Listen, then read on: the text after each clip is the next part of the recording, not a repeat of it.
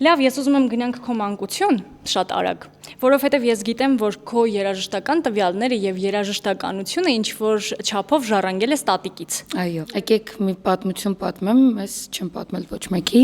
Դեռ 6-7 տարեկան էի, կար մանկական մրցույթ աստղիկներ, ու մենք Գերդաստանով մասնակցում էինք քույրերով բոլորս։ Ու բոլորը սովորել էին պույպույ մկնիկ, չգիտեմ, այնտեղ մանկական երգեր։ Ես մի արև նկարեցի ու ինձ երգեր սովորացրել տատիկս հավասու աշխուղական երգերից։ Մանկական մրցույթին, չէ՞։ Այո, ու ինձնից գոհ մտա սկսեցի ախ մի անգամ էլ սիջեի սիրուհիս քեզ ջանասեի նորից աչքունքդ գովեի ռարարարայրայրարարամ Ժյուրի անդամները նայեցին վրաս, փոքր երեխա։ Սին բալիկ ջան, ուրիշ մանկական երգ չունեի, երգելու որ սա ես ընտրել ու իմ դեմքը ոչ, տատիկս ասա սովորացրել։ Անցար հաջորդ չէ,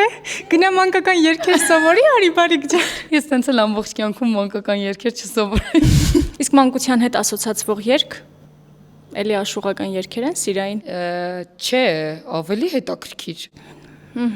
Իմ սերը ես եմ հորինել, չգիտեմ, Հարութ Բալյանի երգացանկից։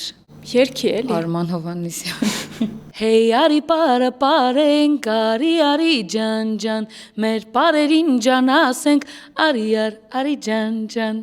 Ձայնիդ մեջ երանք կա այնքան սիրուն է։